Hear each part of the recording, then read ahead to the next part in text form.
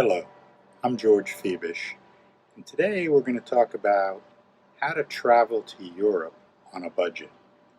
Now, we do it all the time, and we keep airfares to between $300 and $500 round trip to any European city from Tampa, Florida.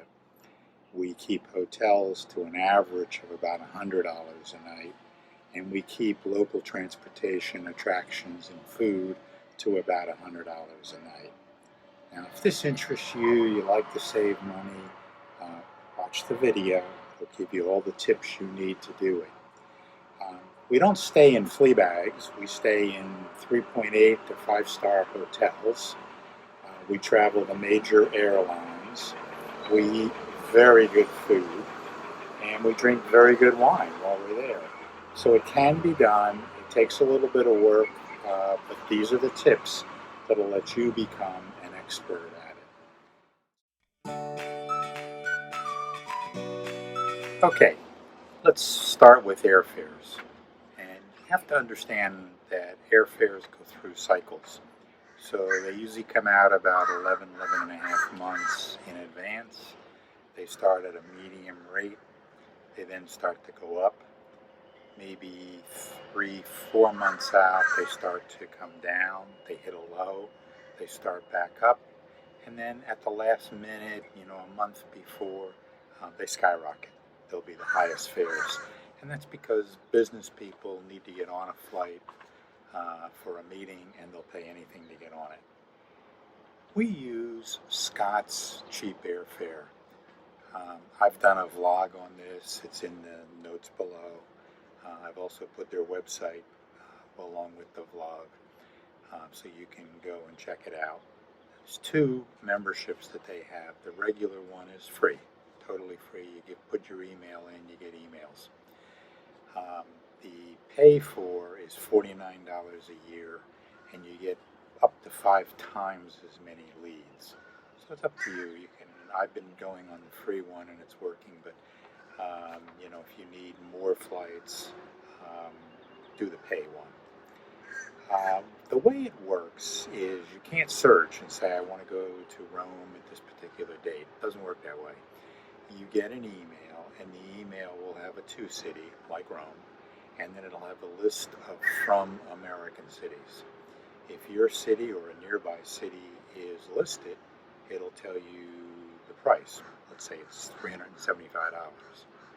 If that's appealing to you, there's a button which takes you to Google. In Google, the search will be done for that criteria. You put in your dates, you put the from city, and so on. If the price that comes back is around, let's say it's $375 or it's $400, still a good price, buy it. If it comes back $1,000, that means that the deal that Scott originally found is gone. Either it was corrected by the airlines or they're no longer offering it. These deals last no more than 2 days, and a lot of times just a couple of hours. So when you get the email, you have to respond quickly. This means you need to have pre-planned. You have to say, we want to go to Rome, we want to go sometime in September, so that when you get the mail, you see, you put September, maybe the second week to the 4th week in, and it comes back with the right price, buy it. Don't wait, because it won't be there the next time you look. The good thing to understand about Scott's is you're not paying him anything. In the Google search, when you find this, it'll be to an airline like American or Delta, and you're paying them. So your money's going to a known entity, not someone you don't know anything about or trust. So you don't have to worry about that. We typically find airfares to Europe from Tampa in the $300 to $500 round trip per person. Now, a couple of years ago, I was paying $1,100, $1,200 and thought those were good fares. So this is really a find, but you have to be able to plan. You have to do it in advance. As you get closer and closer to your travel date, you're not going to get any good deals. The planes are pretty much full, and the seats that are left are reserving for businessmen that will. Okay, let's now talk about hotels. We typically use Orbitz, which you can use any search engine. There's tons of them out there. Some search multiple sites and give you the best prices for each site. Um, I like Orbitz because I get really good rates and I get money back so that the next hotel has some money taken off of it. And there's some other sites that do that as well. So our budget is $100 a night. Now, it doesn't seem like a lot, and it is very inexpensive. But we're staying in 3.8 to 5-star hotels, so we're getting, not flea bags, we're getting very nice hotels. Sometimes we stay in large chains like the Intercontinental, and I've found that, there we've had a room for $125 a night, and when we get there, we check the prices and they're up to $400 a night. So you're getting really nice rooms for a discounted price, but you got to do it in advance. Now, the $100 a night, obviously in some big cities it's going to be a little more, $125, $130 a night. And in small cities, it's maybe $70 to $80 a night. But you average it out. Okay, now you want to do a weighted average of the hotel room cost. And the way you do that is you take your favorite spreadsheet. You have a column that has the name of the hotel. You have a column that has the number of nights you're going to spend there. Next column is the cost per night. And the last column is the number of nights times the cost per night, or the total cost. You sum the column of nights, so you get your total nights spent in hotels. You sum your total cost to get the total hotel cost, and then you divide that hotel cost by the number of nights. And that'll give you your average per night hotel cost. Hotels are a lot like airfares. They're cycles. They start out medium, they go lower, they start to go higher, and then they go very, very high at the last minute. Typically, you want to look at 2 to 4 months out. Sometimes you can get deals farther out. I start planning 11 months out when the airfares are available on most sites. And if they're high, I wait a month or two. I use the airfare as my first thing. Once I have my airfare, like from Scott's, booked, then I start looking at hotels. Once I have the hotels done, then my itinerary is done, then I work on the local transportation and so on. You can put all this in a spreadsheet, makes it really nice and easy. The average cost, so if you weigh all your hotel prices out and divide by the number of days you're in Europe, our budget is $100 a night, and that's what it averages. We also try to book our hotel in the vicinity of the central station of the city we're going to. And this is just because if we're coming in at an airport, there's usually transportation to the central station. If we're coming from another city by train, then we're going to arrive in the central station. And we can walk with our luggage to the hotel. But sometimes you find great deals that are farther away, and then you need to look at the public transportation. Most cities have metros, they're wonderful. As long as you're not in rush hour, you can get on them with suitcases and not have a problem. Okay, next topic is local transportation. This could be metros or subways. It could be trains from one city in a country to another. It could be trains from a city in one country to a city in another country in Europe. It could also be planes. Now, when we were in Scandinavia, we originally had planned to take trains between the various cities. But Scandinavia's got a lot of waterways and trains have to go down, around, and up. They take a long time and they cost a lot. So it turned out that airfares, and we flew on SAS, were much cheaper. In fact, we had 4 flights, one from Frankfurt to Oslo, one from Bergen to Stockholm, one from Helsinki to Copenhagen, and one from Copenhagen back to Frankfurt. And they averaged under $100 per flight. If you choose a plane rather than the train because it's cheaper, just remember to add in the cost of getting to the airport.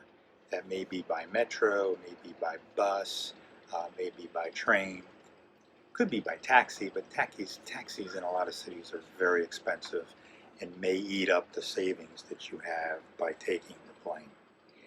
If you're a walker, most European cities are very walkable. We end up walking 8 to 10 miles a day, no problem with it, love it, get to see the city. If you're not a walker, you may want to look at Metro cards. These are cards that give you unlimited travel for a day, a week, or a month, depending on how long you're going to be in the city.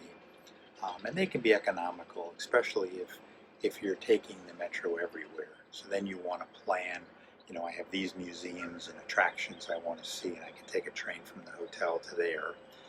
Then once I see those, I'm going to take the Metro up to this other location and see those attractions and so on. You don't want to be, going back and forth. So plan your attractions and when you go appropriately.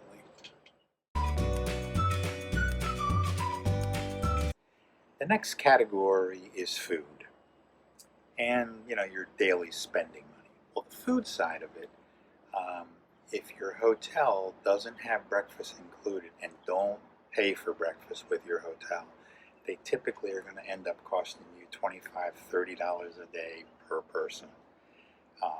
In these countries, there's always local places that the locals eat. In Italy, there's a vlog I have called Breakfast in Italy. You should see that. You go to a bar. Yeah, a bar. You have a coffee or a cappuccino and a cornetto, which is a little pastry. And that's what the Italians eat. They're wonderful, only cost a couple of euros. Best way to eat breakfast. When we were in Spain, all the little shops that served breakfast had tortilla, which is an omelet made with potatoes. Wonderful. They had a huge omelet and they'd cut it in pieces, and you get a piece of that with a coffee. They also had pastries, and you could order eggs different ways and so on. But every country has bakeries or little cafes or bars where you can get an inexpensive breakfast. The next thing you want to do is look for markets or grocery stores where you can get fruits and vegetables, sandwiches, cooked foods. Usually these are much, much cheaper than the local restaurants. This was very true in Scandinavia, which is, Scandinavian entrees are typically $40, $50. And we were eating for, dinners from the markets and stuff for $10, $15 for both of us. So it's a big, big difference. Restaurants can range in price. If we take Italy as an example, you have trattorias and pizzerias, which are good food, good pizza, inexpensive. And then you have ristorantes, which have the tablecloths and the very fancy, and the food can be up to 10 times more expensive. Same food, same quality. So choose the type of restaurant carefully to match your budget. Okay, sightseeing. A lot of sightseeing in these cities are free or inexpensive. There may be days when museums have free or discounted tickets. Look for those in the city you're going to. But every city has major attractions that sometimes are difficult. In Italy, the Vatican. In Spain, there were places. In Venice, there's the St. Mark's Square, the cathedral, and the Doge Palace. You could spend hours, 6, 7 hours waiting in line to get into some of these places. And I don't know about you, but that's not the way I want to spend my vacation. So spend the money and buy skip the line tickets, which include the entrance fee into the attraction you're going to. And you walk up at the time you're given. Sometimes you meet a tour outside. Sometimes you walk up, like at the Vatican, you walk up right past everybody waiting in line to the gate and you go right in. You have to shop for these. When I was looking on the internet, like the Vatican, we ended up with one skip the line for around $30. But there were some that were as high as $200. And it appeared to be the same thing. Maybe you had better tours, but you don't really need the tour because in the Vatican and in a lot of these places you can get headsets and you can do your own tour. That way you can spend time where you want to and you can move when you want to a different location. Okay, so let's talk about the summary of the money. So we typically spend $300 to $500 on flights. Major airlines, we use Scott's. Remember, you have to wait for Scott's to send you a deal, so you want to start planning as early as possible, and as soon as you get an email from them that's going to the city you want to go to or somewhere nearby, you want to jump on it. And it's typically 4 to 6 months out. Our budget for hotels is $100 a night on average. We talked about how to do a weighted average. These are in 3.8 to 5-star hotels. They're great hotels. Some are large chains like Intercontinental. Others are small, wonderful little hotels. But they're not flea bags. And you typically want to book 2 to 4 months out on those. Food and sightseeing, we budget $100 a day. And we do this, I mean, if you're going to do big cities and you're going to do a lot of skip the lines, you're going to need a bigger budget. We only use skip the lines in places we have to. Food, we have some tricks. We look for markets. Markets can give you, wonderful cheap food. Supermarkets. We look for bakeries. We never pay the hotel for breakfast. It's too expensive. We go out and eat with the locals.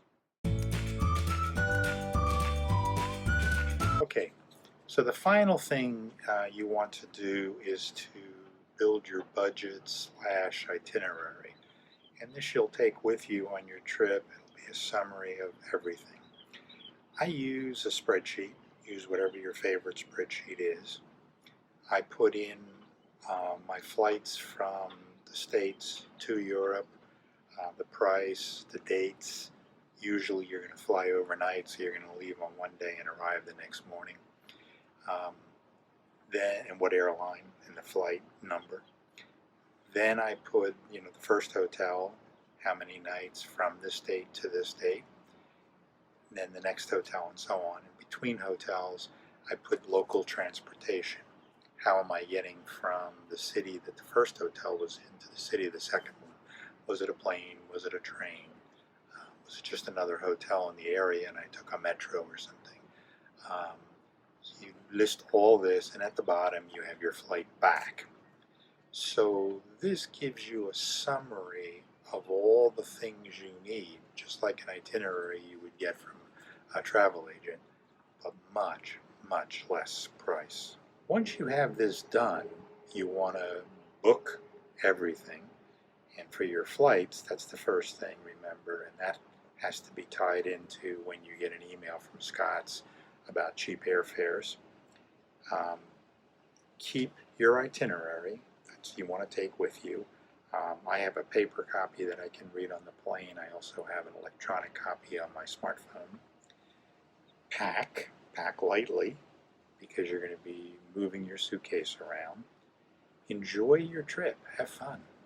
Don't try to do too many cities. Just go and enjoy. Get into the life of the country you're in. Get to know some of the people.